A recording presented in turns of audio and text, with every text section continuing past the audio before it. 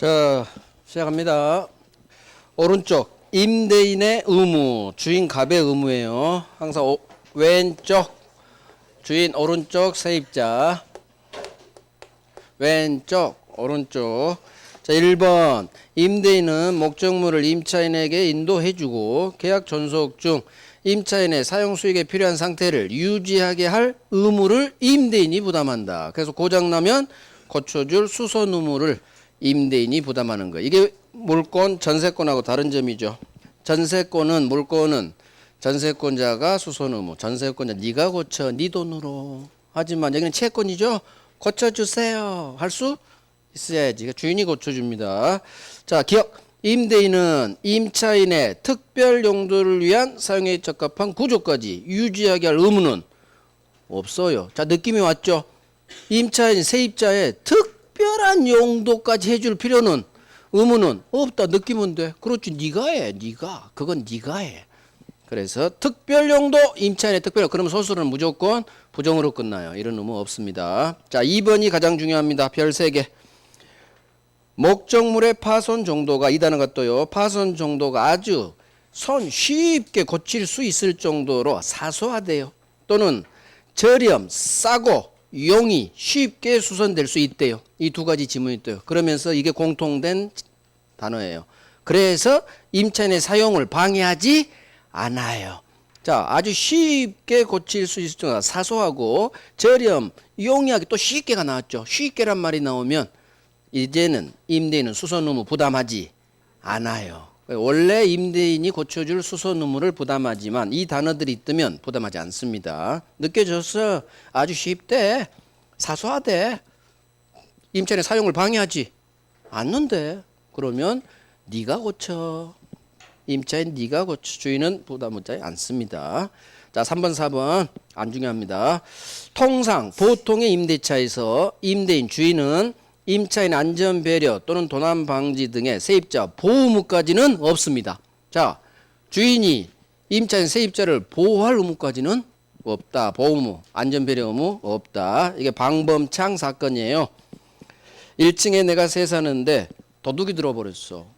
근데 내가 생각하기에 아이고, 주인이 방범창을 안 해줘서 도둑 든 거야. 주인을 상대로 소송 건 사건이에요. 그러니까 판사가 방범창은 당신이 해야 돼. 주인이 방범창까지 해줄 의무는 없어. 급할래요. 그래서 결국 잡아요. 보통의 임대차에서 임대인은 임차인 안전배려 의무, 보호 의무 없다. 하지만 4번 일시사용 임대차에 해당하는 숙박계약 이렇게 떴어요. 그러면 내가 콘도, 모텔, 호텔에 들어갔다. 그러면 없어. 호텔 측은, 임대인은 나의 투숙객의 안전배려 의무 있다예요. 그래서 숙박계약, 일시사용 임대차 숙박이 뜨면 주인은 고객으로 읽어. 고객의 숙박이니까 안전배려 의무 있다. 그래서 3번하고 4번은 비교하면 되겠죠. 보통 통상 임대차에서는 보호 의무 없지만 숙박계약은 당연히 호텔 측은 시건장치도 해줘야 되고 고객 소방시설도 해놔야 되고 안전배려 고객 보호 의무 있다. 자, 5번 임대인이 부담하는 수선 의무를 면제하거나 또는 임차인 네가 부담해 임차인 부담으로 돌리는 특약. 자, 머리끝부터 발끝까지 특약 유효입니다. 계약할 때 고장나도 당신이 고치는 겁니다. 먹힙니다. 내가 싫으면 계약 안 하면 돼요. 딴 집 알아보면 돼. 그래서 계약 자유원칙에 따라 머리끝부터 발끝까지 계약 성립부터 청약 승낙부터 조금 이따 배울 폐면적 강의 전 부속물 나오기 전까지는 다 특약 유효.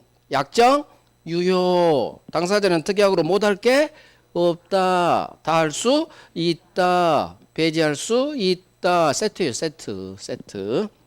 자, 이제 가장 중요한 임차인 의뢰 권리. 첫 번째 비용 나오죠. 자, 비용은 이것만 하면 돼.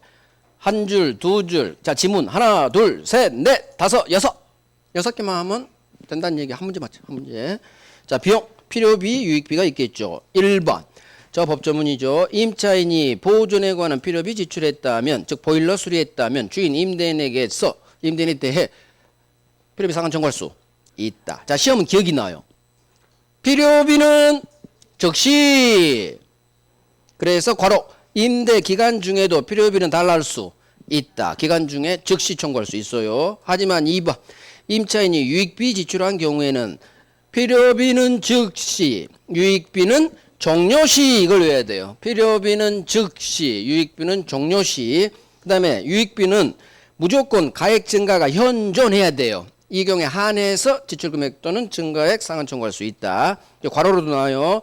임대 기간 중에는 유익비 달라 할 수는 없어요. 기간 중에는 필요비만 달라 할 수 있는 거지 유익비는 이사 갈 때 종료시 괄호로도 나오고. 자, 기억. 유익비의 경우에는 법원은 상당한 상환 기간을 뒤로 미뤄줄 수 있다. 상환 기간 허용. 여기는 주어 싸움이에요. 유익비를 확인해야 돼. 유익비. 그 자리에 필요비가 들어가면 X 지문이 돼요. 유익비만 법원은 상당한 상환 기간을 뒤로 미뤄줄 수 있다. 자, 3번 제척 기간이 있어요. 비용은 임대인이 키 넘겨받은 날로부터 반환, 목적물 반환 받은 날로부터 임차인은 6달 안에 행사해 줘야 돼요. 그 비용은 하염없이 청구할 수는 없고 일정한 시간 제한, 제척 기간, 반환 받은 날로부터 6개월. 이 두 개 다 장난칩니다. 돌려받은 날로부터 6개월, 이걸 1년으로 장난치고 이걸 임대차 종료한 날로부터 6개월 이렇게도 장난쳐요. 그래서 기산점 숫자 외워요. 반환 받은 날로부터 6달 안에 비용은 청구해라. 즉 을 입장에서는 아직 비용을 못 받았는데 이사 갔다는 얘기예요. 돌려줬다는 얘기예요. 그러면 키 넘겨준 후 6달 안에 비용은 청구해야 돼요. 이사 간 날로부터 쉽게 말하면 반환 받은 날로부터 6개월 반 6, 반 6, 반 6 이렇게 확인하는 거예요. 반 6. 종일은 X란 얘기예요. 반 6, 반 6. 자, 넘깁니다. 4번이 왕별이죠. 자, 오늘 대본 판례 기억니은 왕별 판례 할 거예요. 비용에서 가장 중요한 게 여기에요. 여기는 정답 지문이에요. 여기는 정답 지문. 자, 4번. 비용 상환 청구권에 관한 우리 민법 규정은 머리부터 발끝까지 임의 규정입니다. 발끝이 여기에요. 비용. 따라서 비용 포기 특약은 임차인이 불리하죠. 본래 수리하고 안 받겠대. 불리하더라도 안 받겠다가 아니지. 안 받기로 한 약정이 있다 이거죠. 이거 불리해도 유효예요. 그 비용 포기 특약은 무조건 유효로 끝납니다. 임차인에게 불리해도. 그래서 머리부터 발끝까지 임의 규정 여기입니다. 비용이. 그 밑에 부속물 오른쪽 지상물은 이제 편면적 강행 규정으로 바뀌어 버려요. 제가 머리부터 발끝까지 계약법을 임의 규정한 게 여기가 발끝이에요. 발끝. 내 발꿈치야. 엄지발가락이. 비용. 임의 규정. 특약 나오면 유효. 자, 그래서 이 비용 포기 특약에 관한 대법원 판례가 기억하고 니은이에요. 자, 기억 니은이 이제 실제 기출 정답 지문이에요. 자, 기억. 임대인 주인 승인하에 목적물 증축하세요. 개축하세요. 대신 당신 이사 가기 전에 이사 갈 때 깨끗이 원상 회복하고 가세요. 이게 바로 원상 회복키로 한다는 원상 복구 특약이에요. 원상 회복 약정 이 잡아요. 이게 중심 단어예요. 원상 회복 약정 이 6글자가 뜨면 외웁니다. 이거 그동안 증개축할 때 들인 비용 포기하는 포기 특약이에요. 그래서 원상 회복키로 한 약정 이거 뭐다? 비용 포기 특약이다. 비용 포기했기 때문에 이 포기 특약이 유효이기 때문에 이게 나와요. 이제는 비용 달라 할 수는 없다. 그래서 이거 원상 회복 약정 거기 동그라미 빵 하고 머릿속 계산해요. 이거 비용 포기 특약으로 임차인한테 불리하지만 유효. 따라서 비용 포기했기 때문에 임차인은 주인한테 비용 달라 할 수는 없다. 정확히 해놔요. 자, 판례 하나 더 나와요. 이번에는 반대되는 특약을 합니다. 니은 건물 임대차에서 건물 임차인이 중축합니다. 중축하세요. 자, 1억 들여서 중축했어. 대신 이사 갈 때 당신 중축한 부분 철거 안 해도 돼. 원상회복 의무는 면해시켜 드릴게. 즉 깨끗이 돌릴 필요는 없어. 대신 놓고 가. 나한테 주고 가. 이게 바로 임대인 소유로 이 증축 부분을 귀속키로 한 약정. 자, 아까는 깨끗이 치우고 가라는 거고 원상회복 공실로 깨끗이 들어온 상태로 원상 복구시키는 거고 이건 뭐예요? 그대로 놓고 가라는 특약이에요. 임대인 소유로 여기 있죠? 이게 중심 단어예요. 중축 부분 1억 들여서 중축했어. 그런데 놓고 몸만 빠져나가세요. 주인 소유, 임대인 소유로 귀속시키기로 한 약정. 이것도 똑같아요. 이 증축 비용 포기 특약이에요. 그래서 결론은 같아져요. 이것도 마찬가지. 비용 포기 특약으로 유효 비용 포기했기 때문에 비용 달라 할 수는 없다. 그래서 자, 이걸 외웁니다. 이걸 외워요. 이 두 약정이 뜨면 비용 포기 특약으로 유효. 비용 포기했기 때문에 비용 청구할 수는 없다. 정답 지문, 정답 지문. 소수로 장난쳐요. 이 약정의 경우 비용 청구할 수 있다고. X. 이거 불리하기 때문에 무효라고. X. 이놈이 정답 지문, 정답 지문. 반드시 하셔야 돼요. 왕별이에요. 비용에서 가장 중요한 게 이 기억하고 니은이에요. 기억 니은을 하기 위해서 4번을 하는 거야. 비용 포기 특약은 불리해도 유효. 이걸 해놔야 기억 니은 대번 판례가 되는 거예요. 그래서 원상 회복하기로 했다고 이거 비용 포기 특약으로 유효. 비용 포기했기 때문에 비용 청구할 수는 없다. 자, 증축 부분 나오고 이 판례니까 증축 부분에 대해서 임대인 소유로 귀속기로 한 약정 이거 비용 포기 특약으로 유효. 비용 달라 할 수 없다. 없다. 오케이. 부속물 갑니다. 부속물. 밑에도 해드릴까? 5번. 자, 임차 목적물에 이건 살짝 어려워요. 하실 분만 하세요. 임차 목적물에 소유권이 양도됐대요. 그러면 갑을 해서 왼쪽 갑이 병한테 땅을 팔았다 그 얘기예요. 자, 병 나왔어요. 임차인 을은 오른쪽 놈을은 새 소유자 양수인 병한테 점유자의 비용 상환 청구권 법조문에 따라 비용 달라 할 수 있는지 없는지예요. 자, 이거 동네 싸움이요. 동네 싸움. 지금은 계약법 임대차 임차인이죠. 임차인은 밑에 기억. 임차인 비용 상환 청구권 법 규정에 따라 비용 청구하는 거지. 너는 왜 저기 점유권 동네로 가니? 너는 점유권에서 규정한 점유자 회복자 관계 점유권에서 규정한 비용 청구권으로 비용 청구할 수는 없다예요. 자, 동네 싸움. 임차인은 임대차 법조문에 따라 비용 청구해야지. 기억. 점유권 규정으로 비용 청구하지 마라. 이해가 안 됐나? 이해됐죠?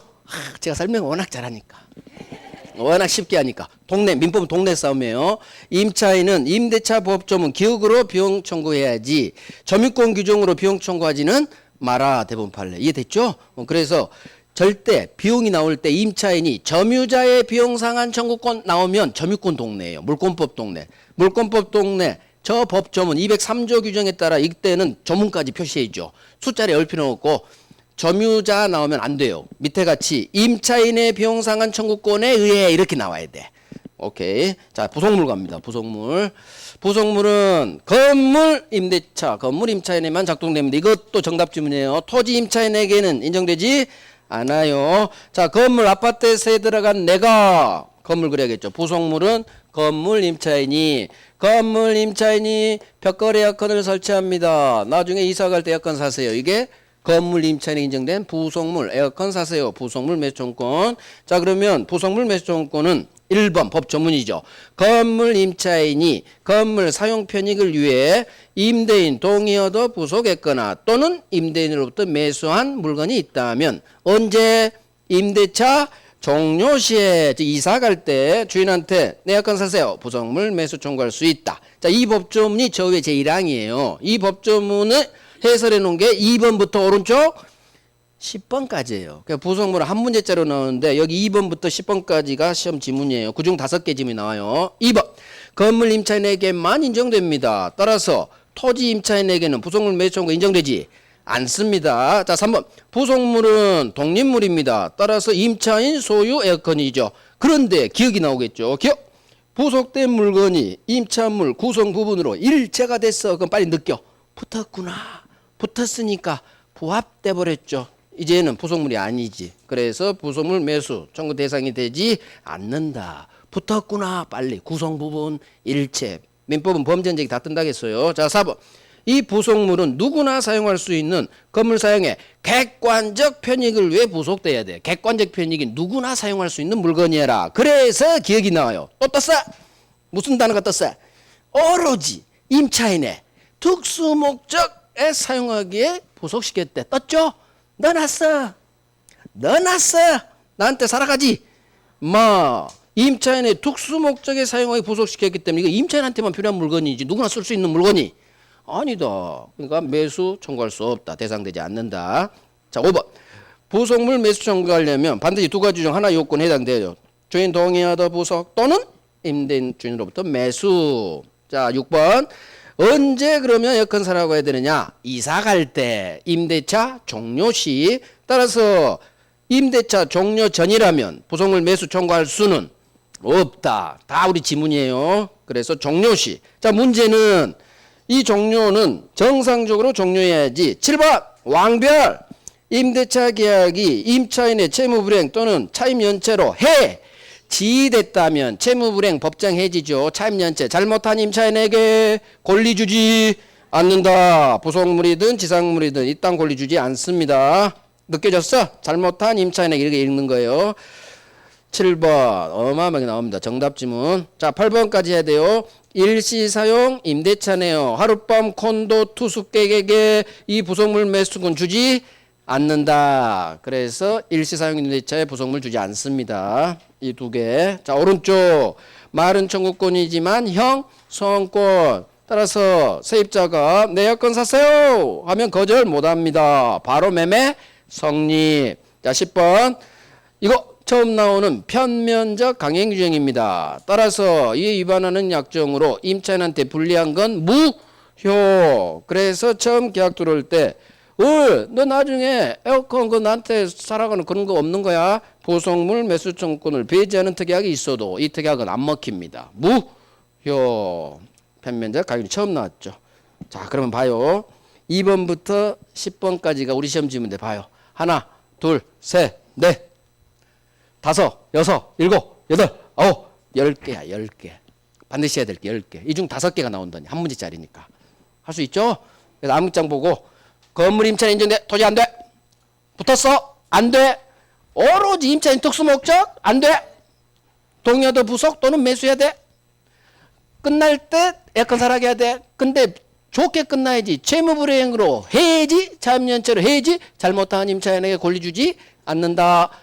하룻밤 콘도 투숙객 일시사용 임차인에게 이 권리 주지 않는다. 이거 처음 나오는 편면적 강행규정. 부속물 배제 특약 무효. 이렇게 암기장으로 막 훈련하는 거예요. 암기장 좋은 점. 단어 잡고 있다 없다 싸움을 할 수 있어요. 필수서는 내용도 많고 부담이 되잖아. 그래서 필수 보고 또 암기장 보고 같이 하셔야 돼. 병에.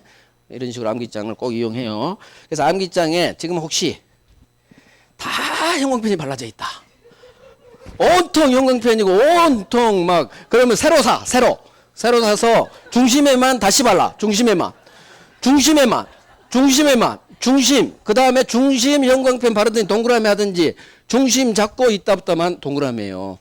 그래야 아직 온통 다 형광펜이면 어쩌자는 얘기야. 그래서 건물 돼 토지 많은가? 토지 안 돼. 사실 여기다도 노란색을 제가 해줘도 돼요. 토지는 안 돼. 이게 정답 주문이거든.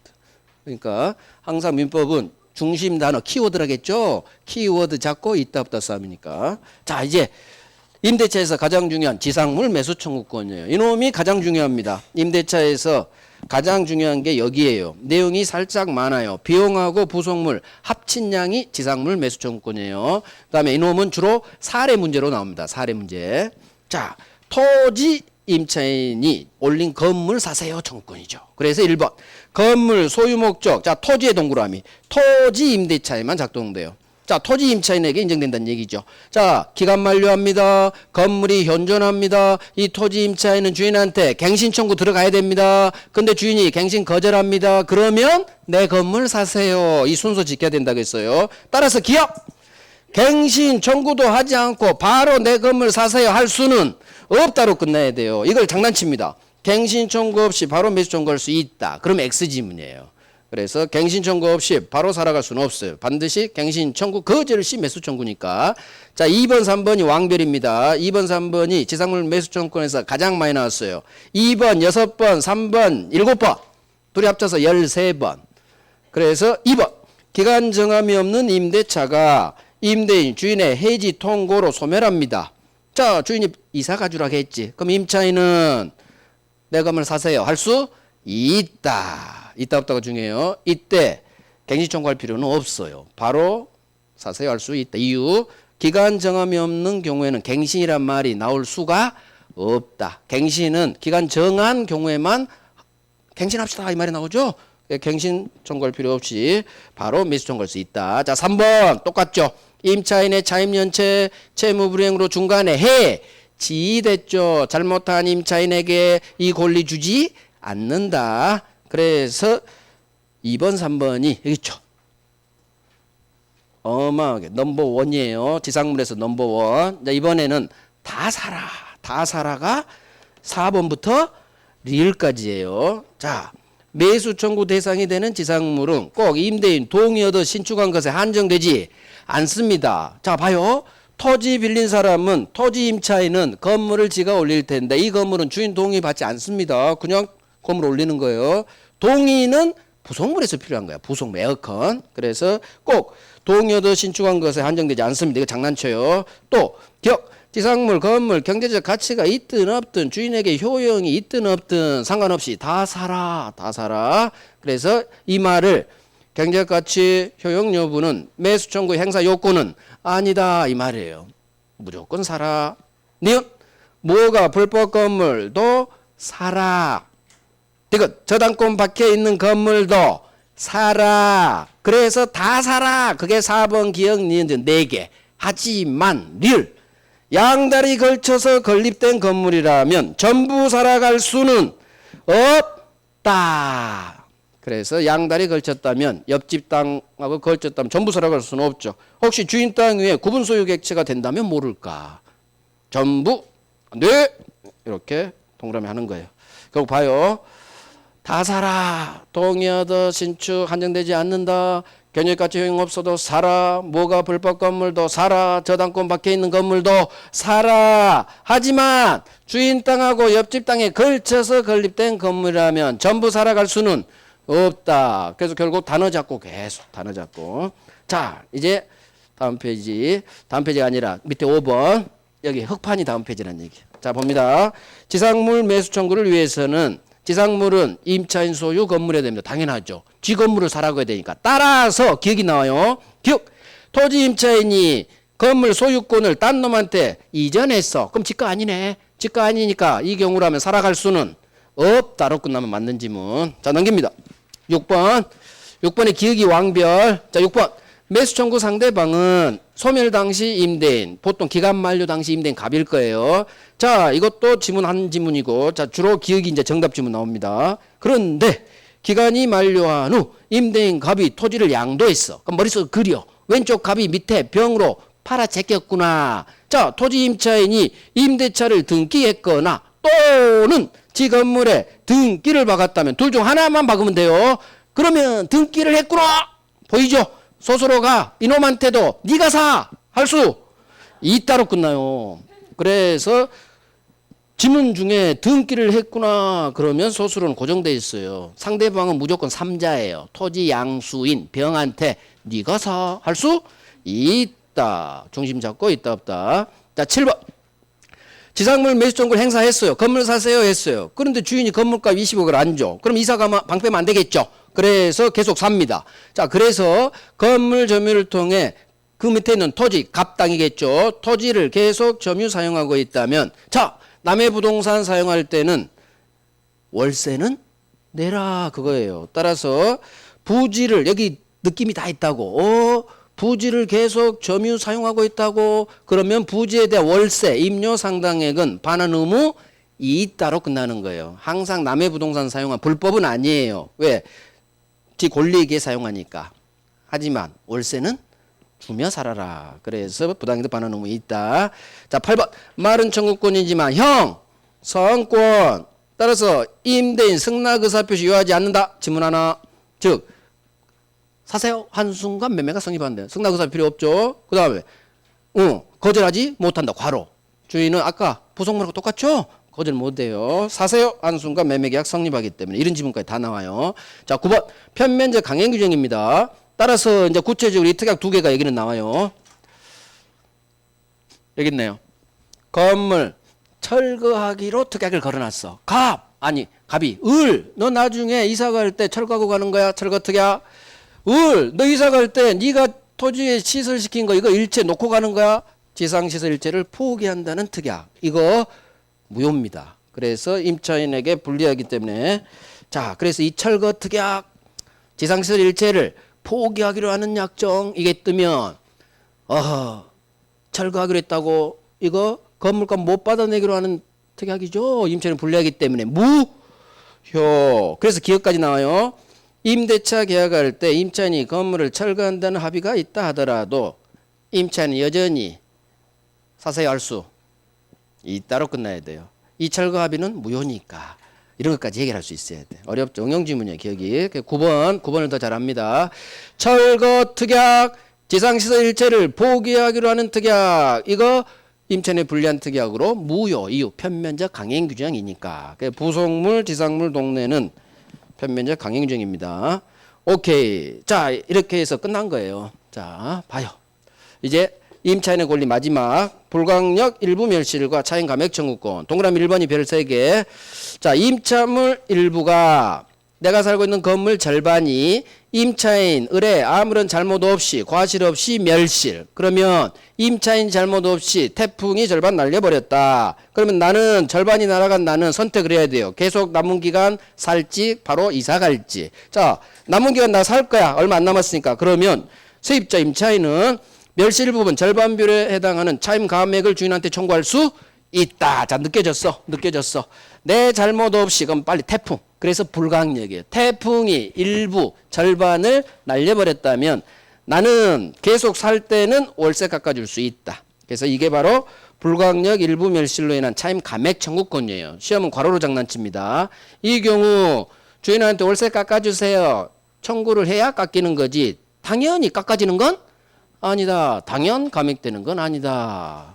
그래서 차임 감액 청구권이 태어나는 거예요. 하지만 기억, 남아있는 절반 부분으로 나 못 살겠어. 그럼 바로 이사 가야지. 그래서 이때는 임차인 해지할 수 있다. 느껴요. 남은 잔존 부분으로 못 살겠죠? 임차 목적을 달성할 수 없다. 이 얘기가 남은 절반으로는 나 못 살겠다야. 그러면 이사 가야지. 이사 가려면 계약을 쭉 내야겠죠? 이게 임차인의 해지권이에요. 자, 임차인의 의무. 차임지급 의무. 자, 오른쪽 1번부터 6번까지가 5번까지가 법 조문이에요. 1번부터 6번까지 해도 돼요. 6번까지가 법 조문이에요. 여기는 덜 중요합니다. 임대차에서 가장 안 중요한 데가 여기에요. 자, 1번. 임차인의 차임 연체액 이것만 별 3개죠. 이익이 차임액에 달하면 주인은 방패할 수 있다. 월세 2달치 못 내면 쫓겨납니다. 그래서 세입자 쫓아낼 수 있는 경우가 딱 2가지 경우가 우리 민법 규정인데, 첫 번째 차임 연체액이 이익이 차임액에 달한 때 이게 2달치 월세 못 내면 쫓겨납니다. 자, 2번 임차인은 목적물 반환할 때까지 성관주의로 보존해야 됩니다. 실제 돌려줄 때까지. 자, 4번 임대인이 건물이 무너질 것 같아서 보수공사 들어옵니다. 임대물의 보존에 필요한 행위합니다. 자, 보존 행위는 다 할 수 있어요. 따라서 보수공사 할 때 임차인이 이를 거절하지 못합니다. 그래서 임차인이 보존 행위를 할 때 임차인은 거절할 수 있어요, 없어요? 못합니다. 왜? 보존 행위는 다 할 수 있기 때문에 거절 못합니다. 그래서 주인이 그러는 거예요. 나 보존 행위 해야 되니까 한 달만 친척집 가서 살고 그래. 보수공사 해야 되니까. 그러면 임차인은 기억 이 선택을 할 수 있어요. 반대에도 임대인은 임차인 의사에 반해서 보존 행위 할 수 있어요. 제가 어떻게 밖에 나가 산단에 살아요. 보존행위 나 이사 간 뒤에 하세요. 하지만 임차인 의사에 반해서도 보존행위는 무조건 할 수 있다. 대신 주인이 그래도 들이대면 임차인은 저는요 이사 갈 거예요 할 수 있는 거예요. 이로 인해 내 임차 목적을 달성할 수 없다면 세입자 임차인 주어 잡아요. 임차인은 이사 갈 수 있다. 이게 바로 임차인이 해지할 수 있다. 법조문이에요. 결국 우리 민법에 임차인이 해지할 수 있다는 2개밖에 없어요. 왼쪽 1번의 기억. 남아있는 잔존 부분만으로 임차 목적 달성할 수 없죠. 임차 목적을 달성할 수 없다가 나 살 수 없다 그 말이에요. 그러면 이사 가야지. 임차인 이사 가지. 임차인 해야지. 여기도 무슨 단어가 떠요? 이로 인해 임차 목적을 달성할 수 없어. 이 단어가 반드시 떠. 그러면 아하 나는 살 수가 없구나. 그럼 이사 가야지. 임차인 해지할 수 있다. 안 중요해요. 자, 5번. 수인이 여러 명이 공동으로 물건을 임차한 때에는 어떻게 의무 부담하느냐? 연대해서 연대. 그래서 수인을 여러 명으로 읽고 연대. 제가 말씀 안 드렸나? 안 했나? 처음이에요? 아, 그렇구나. 수인, 대학생 세놈이 원룸 얻어서 자취합니다. 자, 그러면 월세, 차임지급 의무를 이 세놈은 어떻게 부담하느냐? 연대채무입니다. 연대채무. 연대채무는 우리 시험범위 아니니까 몰라도 돼요. 그냥 이 법조문 그대로 나와요. 수인, 여러 명이 공동으로 임차한 경우 이 세놈은 어떻게 차임지급 의무 같은 의무를 부담하느냐? 연대하여 의무 부담한다면 맞는 지문이에요. 연대하여. 이 연대라는 두 글자가 나오면 맞는 지문이에요. 그래서 제가 수인을 한글로 여러 명이 하고 연대 이렇게 가라는 얘기요. 우리 시험에 여럿이 이렇게 나온 적도 있어요. 이렇게 내주면 더 좋지. 그러면 수인이 나와도 여러 놈 잡고 연대 여자에 니은만 붙여버리라고요. 연대 하면 맞는 지문. 그래서 장난 안 치니까 너 맞는 지문이구나. 자, 6번 목적물 반할 때 원상해보고 의무가 있다. 법조문. 자, 7번 대본 판례요. 자, 내가 살고 있는데 불나서 날아가 버렸습니다. 임대 목적물 건물이 멸실됐네요. 자, 그러면 입증을 해야 돼요. 주인은 세입자한테 건물값 5억 달라고 해요. 근데 세입자는 쥐가 불낸 게 아니거든. 자, 누가 입증하느냐? 잘잘못. 자, 임차인한테 입증 책임을 법원은 부과합니다. 따라서 임차인이 손해배상 책임을 면하려면 임차인 스스로 입증해야 된다. 밑으로 떨어져요. 임차인 스스로 입증하라고 합니다. 이것만 외워요. 건물이 멸실했을 때 입증 책임 주인하고 세입자 가불 중 누가 부담하느냐? 임차인이 스스로 입증해서 벗어나야 됩니다. 그래서 임차인 스스로 저 성관주 의무 다 했습니다. 제가 불낸 거 아닙니다. 저 귀책 사유 없습니다. 임차인이 입증해야 돼요. 임차인이 세상에나 만상에나. 자, 봐요. 저 잘못 없어요. 없다는 거 입증할 수 있다 없다? 제가 소극적 사실 입증 못 한다겠죠. 근데 이게 예외예요. 귀책 사유 없음을 책임 벗으려면 세입자 네가 입증해라 이거야. 왜 그럴까? 왜 대법원 판례는 입증의 기본 룰을 어겨가면서까지 임차인한테 스스로 입증 책임을 부여했을까? 입증의 룰에 반하는데 귀책 사유 없음을 성관주 의무 다 했으면 같은 말이에요. 네가 성관주 의무 다 했음을 그래서 네 잘못 없음을 네가 입증해라 그거요. 없다는 사실 입증 못 하잖아요. 입증 못 한다기보다 하기가 힘들잖아요. 그러니까 보통은 적격사 상대방한테 밀어버리자 입증 책임은. 근데 이 경우에는 세입자한테 입증하라고 귀책 사유 없음을 왜 그러겠어요? 대법원은 건물주 편, 세입자 편. 건물주 편이야, 건물주 편. 여러분들은 대법원의 그 기본 룰을 알아야 돼요. 가진 자하고 세입자가 붙으면 이쪽에 정관이 붙는다고, 이쪽에. 건물주에 지 선배가 온다고, 변호사로. 그럼 어떻게 이쪽 편 들어줘야지. 왜? 지도 그래야 김현장 갈 거 아니야. 대법관도 잘 보여야지 평소에. 그래서 가진 자 편 들어버려요. 왜? 그 사람들은 나중에 변호사 해야 되거든. 그러니까 가진 자 편을 왜 드느냐? 어쩔 수 없다는 얘기요. 그 사람. 그래서 세입자 스스로 벗어나려면 임차인이 손해배상 책임을 면하려면 세입자 네가 스스로 입증해서 벗어나. 그렇지 않으면 손해배상 해줘. 판례예요. 그래서 애웁니다. 입증 책임 이것도 장난치거든요. 임차인 네가 입증해 이렇게. 임차인 네가 입증해야 된다. 임차인 네가 입증한다. 외우셔야 돼. 자, 그래서 이건 장난을 치기 때문에 제가 별을 한 거예요. 별. 그다음에 이런 것도 장난친 적이 있어요. 실제 돌려줄 때까지 선권주의로 보관해. 실제 돌려줄 때까지. 그래서 이걸 임대차 종료 시까지 선권주의 이렇게 장난친 적이 있어. 실제 반환할 때까지. 그래서 이 노란색 파트가 다 장난친대.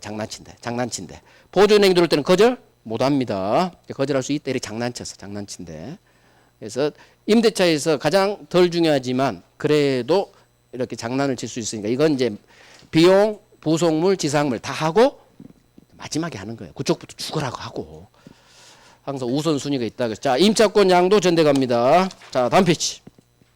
임차권을 팔 수도 있고 남은 기간 내에서 전대차할 수도 있습니다. 이거 채권이기 때문에 주인 동의 받으라고 합니다. 그래서 1번 임차인은 주인 동의 없이 임차권 양도 못합니다. 임차 목적물 전대하지 못합니다.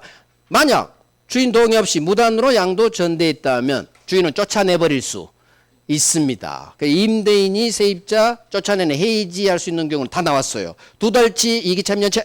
두 번째 무단전대 양도. 자, 이 규정은 표면적 강요 규정 아니에요. 그래서 동의받아라 이 규정은 배제할 수 있는 임의 규정이다. 그러면 그냥 해요. 표면적 강요 규정 아니야. 자, 2번 이거 외워야 됩니다. 임차인이 건물의 아주 작은 부분을 타인에게 사용, 전대한 경우에는 동의 안 받아도 됩니다. 느낌 가지라겠어. 소부분 전대, 아주 작은 부분은 주인 동의 안 받아도 됩니다. 자, 이제 무단전대 사례 문제로 나와요. 무단전대는 갑을 병으로 나옵니다. 갑을 병. 자, 그림 여러 개 그려져요. 갑이 을한테 임대합니다. 을이 병한테 동의 없이 전대차합니다. 이렇게 나와요. 갑을 병. 사람이 세 놈 나오고 주인 왼쪽이 갑이겠죠. 임대인이 동의 없이 전대차합니다. 을병이 전대차 계약의 당사자.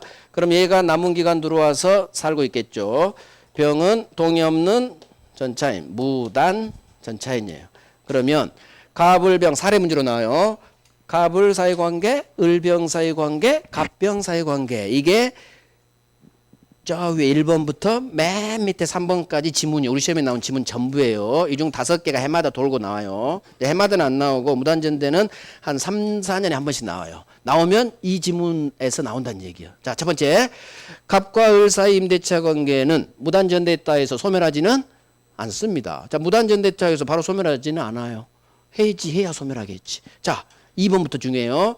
무단전대이기 때문에 갑은 해지할 수 있다. 주인은 방패 해버릴 수 있습니다. 저 법조문에 따라. 하지만 해지가 안 되는 게 3번, 4번이에요. 첫 번째, 3번 대법원 판례, 4번 저 위에 법조문이에요. 그 3번, 4번이 중요하다는 얘기요. 자, 3번. 임차인의 무단전대 행위가 임대인 주인에 대한 관계에서 배신행위라 볼 수 없다는 특별한 사정이 있다면. 배신행위 아니죠? 그러면 해지할 수 없어요. 무단양도 전대지만 배신행위라 볼 수 없다면 해지 못합니다. 그게 기억 대법원 판례 사건이 기출에 한번 나온 적이 있어요. 임차인 을이 주인 동의 없이 지 부인한테 무단양도합니다. 임차권을. 그런데 양도한 후 헤어진 게 아니라 건물에서 같이 동거 살면서 함께 가구점을 경영하고 있다면, 자, 주인 동의는 받지 않았지만 들어올 때도 가구점 경영 함께, 부부 함께, 무단 양도한 후 서로 헤어진 게 아니라 함께 가구점 경영, 사실관계가 변한 게 없다는 얘기요. 그래서 비록 동의는 없었지만 해지 못한다는 판례예요. 이걸 배신행위로 대법원이 구성했다 그 말이지. 이유, 대법관이 아침 드라마를 너무 많이 봐서 맨날 배신 아침 드라마 하니까 판결문에 이건 배신행위 아니잖아. 그래서 배신행위라는 단어가 나왔다는 얘기야. 자, 3번 지문 되게 잘 나와요. 배신행위라 볼 수 없다면 해지 못합니다. 무단 전대 양도를 하더라도. 자, 4번 임차인이 건물의 소부분 사용, 이게 뜨면 빨리 머릿속으로 저걸 외워야 돼요. 저 2번을. 소부분 전대는 동의 안 받아도 되죠. 따라서 임대인 해지할 수는 없는 거예요. 그래서 배신행위 아니다, 해지 못해. 소부분 전대야, 해지 못해. 이렇게 계속 훈련하는 거예요. 단어 잡고. 자, 이제 5번. 임대인 갑은 이 계약을 해지하지 않는 한 지체문자인 임차인 을한테 월세 달라고 합니다. 따라서 기억. 임대인 갑은 직접 전차인 병한테 월세 주세요 할 수는 없는 거예요. 세트 떴죠? 직접? 안 돼. 대신 대위? 돼. 자, 6번이 왕별이죠. 임대인이 이 계약을 해지하지 않습니다. 그러면 또는 괄호 임대차 계약이 존속하는 한도 내에서는 이렇게 나와요. 이놈이 가장 중요해요. 자, 살아있죠? 임대차 계약 살아있죠? 그러면 병한테 너 돈 내 할 수 없어요. 그래서 상대방 무단전차인 병한테 너도 돈 내, 손해배상 부당이득 반환 청구할 수 없다. 자, 불법적으로는 맞지만 절대 손해배상 부당이득 반환 청구할 수 없어요. 이유, 만약 병한테도 또 손해배상으로 돈 받으면 두 놈한테 월세 받는 결과가 된다겠어요. 그래서 해지하지 않았다, 임대차 계약이 존속 살아있다면 갑은 을한테 월세 받고 있기 때문에 병한테 또 돈 받으면 안 된다는 얘기예요. 그래서 고상하게 불법점유 손해배상, 불법점유 부당이득 반환, 이 단어들이 떠요. 그럼 소수로 싸움이니까 병한테는 너도 돈 내 할 수 없다. 외워야 돼요. 자, 을병 사이 관계. 을병 무단전대차지만 유효예요. 왜? 표면적 강행규정 아니니까. 임의규정은 무조건 유효. 이게 아주 잘 나와요. 1번이 왕별돼 있죠. 무단전대차 유효 되게 잘 나와요. 그래서 무단 동의 없는 전대차 양도 계약이라도 이거 편면적 강행 규정이 무효로 끝나는데 임의 규정이라겠죠. 임의 규정이다. 저기 기억도 나오고 이 자체 여기서도 나와요. 여기서 훨씬 잘 나와요. 유효. 자, 을병 전대차 계약이 유효니까 2번이 나오는 거예요. 임차인은 을은 전차인 병한테 주인 동의받을 의무 있다. 병한테 목적물 키 넘겨줘서 사용할 수 있도록 할 의무 있다. 있을 유. 채권 채무이 있으니까. 자, 3번. 그런데 주인한테 들켜서 병이 혹시 쫓겨가게 됐다면 다른 유사한 계약의 담보책임 매매 규정 준용되니까 을은 여기는 주어가 을이죠. 을은 병한테 담보책임 부담한다. 매매 규정 준용되니까. 자, 갑과 병 사이의 관계 1번. 전차인의 점유는 주인 동의 없기 때문에 불법 점유입니다. 따라서 무단 전차인은 임대인한테 들이대지 못합니다. 대항하지 못한다. 무단 전차인에게 권리 주지 않는다. 부속물, 지상물. 적법 전차인에게 주는 이 두 가지 권리 주지 않습니다. 자, 3번. 임대인은 계약 해지하고 무단 전차인 병을 상대로 쫓아내버릴 수 있다. 소유자죠? 안 중에. 자, 이제 무단전대는 그래서 봐요. 또 정리를 하면 결국 필수로 문장에서 중심 뽑아내는 훈련하고 결국 정리는 암기장으로 빡 단어로 막 외우는 거야. 무단전대요. 동의 없는 주인 무단전대 해지할 수 있다. 배신행위 아니야. 못해. 소부분 전대야. 동의 필요 해지 못해. 계약이 살아있는 거야. 그러면 을한테 월세 받으니까 절대 병상대로 돈 내 할 수 없다. 제가 말한 순서대로 계속 이렇게 훈련하는 거예요. 그러면 외워줘요. 무단전대차 유효 있을 유 있다. 담보책임 물을 수 있다. 병점유는 불법이기 때문에 주인한테 대항하지 못한다. 무단전차인에게 권리 주지 않는다. 무조건 없다로 끝나요. 결국 지금 고생했던 게 암기장으로 정리하면 몇 개 안 되죠? 하나, 둘, 셋, 넷, 다섯, 여섯, 일곱, 여덟, 아홉, 열, 열하나, 열둘. 지문 12개. 이 중 5개 나와. 5개. 그래서 항상 나오는 지문 중 별세개 왕별이 왜 중요하냐? 이게 정답 지문이라는 얘기예요. 정답 지문. 다 기출 지문이지만 정답 지문에서만 최단 얘기예요. 아셨죠? 자, 이제 적법전대. 적법전대는 처음 합니다. 임대인 동의받아서 적법전대합니다. 그러면 법조문이 제1항, 2항이 내용 1번, 2번, 3번. 여기는 덜 중요합니다. 30년도 한 번 났어요. 자, 이번 동네가 바뀌어요. 주인이 전대차를 양도를 동의해 줍니다. 적법 전대차예요. 그러면 우리 법조문은 1번. 임차인이 주인 동의 얻어서 임차물을 전대했다. 그러면 빨리 적법 전대 동네구나. 이제 동네가 바뀌었어요. 그리고 우리 법은 전차인 병은 직접 임대인 갑에게 의무 부담한다. 이런 법조문이 있어요. 자, 동의해 줬다면 직접 임대인의 의무 부담한다. 맞는 지문. 2번. 전차인 적법 전차인 병은 전대인은 을을 말해요. 쟤한테 전대찬 을에 대한 차임 지급으로서 임대인 갑한테 대항하지 못한다. 뭐 이런 지문도 있어. 잘 안 나와요. 3번. 임대인 갑의 임차인 을에 대한 권리 행사에 아무런 영향을 미치지 않아요. 전대차 했다 하더라도 여전히 갑은 을한테 기존 권리 행사할 수 있다 그 말이에요. 자, 모르겠으면 영향을 미치지 아니한다라는 지문이 뜨면 무조건 맞는 지문으로 찍으라겠어요. 자, 4번. 임대차, 전대차가 모두 종료합니다. 자, 이건 대본 판례예요. 어렵지 않아요. 자, 모두 종료합니다. 자, 생각해봐요. 임대차도 끝났고 전대차도 끝났어. 그럼 병은 을한테 키 넘겨주고 을은 키 넘겨주고 바이바이 하겠죠. 그런데 병이 을한테 키 넘겨주지 않고 바로 주인한테 키 넘겨줬어. 괜찮아요. 어차피 이렇게 갈 거니까 그 판례예요. 전차인이 병이 임대인 갑한테 직접 목적물을 반환했다면 임차인 을에 대한 반환 의무는 면한다. 맞는 지문. 그래서 갑한테 바로 줘도 상관없다 그 말이에요. 오케이. 적법 전차인 보호를 위한 특별 규정. 자, 적법 전대는 여기를 해야 돼요. 여기. 이 법조문 하나 둘 밑에 다음 페이지 4개. 적법 전차인을 위한 법조문 4개. 이거 있죠? 적법 전차인 병을 위한 조문 4개. 하나 둘 전차 제목을 봐야 돼요. 전차인 권리 확정. 두 번째 조문 해지 통고할 때는 전차인 병에게 통지하세요. 해지 통고 전차인에 대한 통지. 그 다음 세 번째 건물 전차인 에어컨 사세요. 부속물 매초권 줍니다. 토지 전차인에게 갱신 청구 거절 시 내 건물 사세요. 지상물 매수 청구권 줍니다. 그래서 적법 전차인 병을 위해서 이 4가지 법조문이 나온 거예요. 자, 하나씩 볼게요. 이 법조문, 자 봐요. 첫 번째 법조문, 두 번째 법조문, 세 번째 법조문, 네 번째 법조문이 네 개예요. 가장 중요한 건 이놈 첫 번째 법조문, 그 다음에 여기 밑에 대법원 판례 이 두 개가 가장 중요해요. 여기서는. 자 1번 별 3개. 적법 전대했다는 얘기는 자 봐봐요. 일단 이해부터 해야 돼.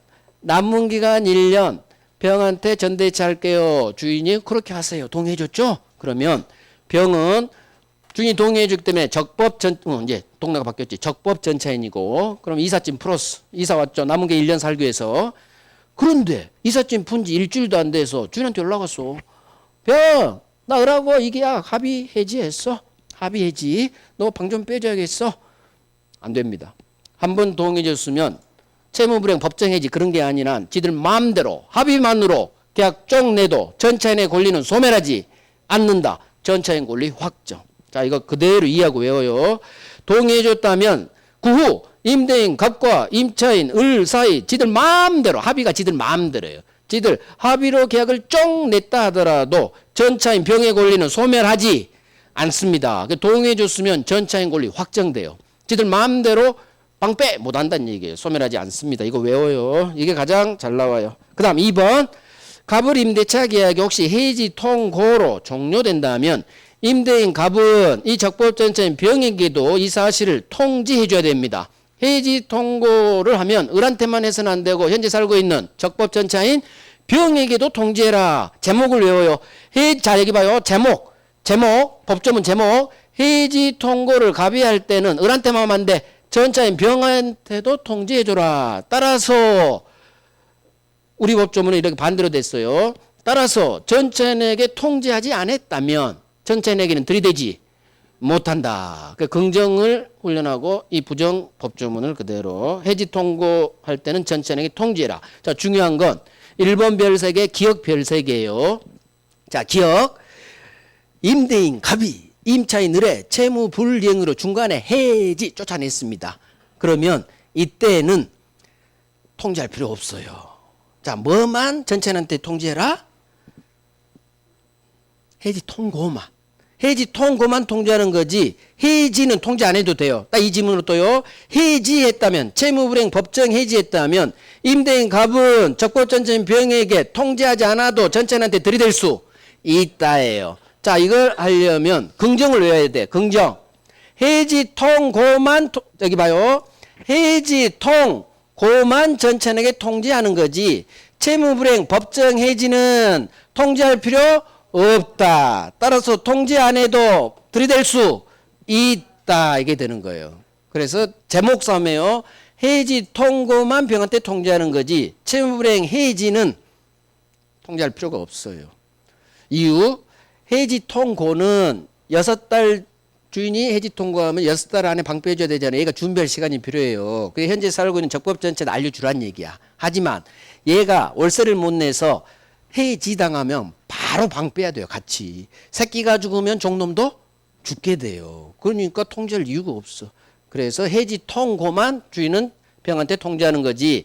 해지하면 임차권 소멸, 임차권이 소멸하면 전차권도 같이 소멸, 통지할 필요가 없다는 얘기예요. 그래서 해지의 경우는 통지 안 해도 된다. 제목 싸움이에요. 해지 통고만 통지하는 거지 채무불이행 해지는 통지할 필요가 없으니까 이건 뭔지요? 통지할 필요가 없으니까 병한테 통지하지 않아도 이놈한테 들이댈 수 있다. 자연스럽게 이게 나와요. 1번하고 기억이 별 3개 정답 지문이에요. 이 동네 정답 지문은 1번하고 기억이에요. 자 하나 더. 이제 다음 페이지. 건물 전차인에게 부속물 매수청권 주고요. 4번 토지 전차인에게 지상물 매수청권 주는 거예요. 자 그러면 여기서 3번에 기억 별 3개 하시고 매수청구되는 대상이 되는 자 봐봐요. 건물 전차인이다.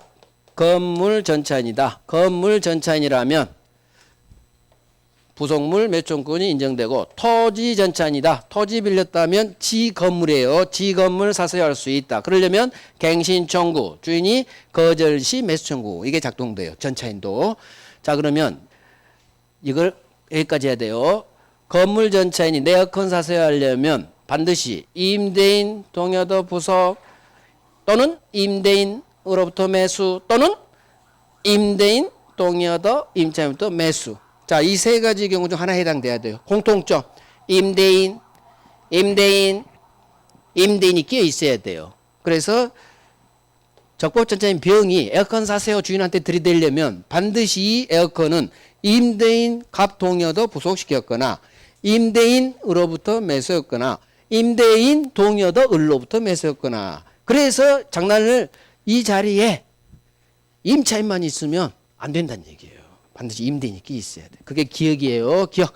매수 청구 대상이 되는 부속물은 건물전차인이 임대인 동의어도 부속 또는 임대인으로부터 매수 또는 임대인 동의어도 임차인부터 매수한 부속물이어야 돼요. 무슨 말인지 이해했어요? 그러면 임차인 동의어도 부속했다. 매수 청구할 수는 없다. 임차인으로부터 매수했다. 매수 청구할 수 없어요. 임대인이 안 껴있으면 매수 대상이 되지 않는 거, 이 느낌만 가져요. 자, 잠깐 쉴게요.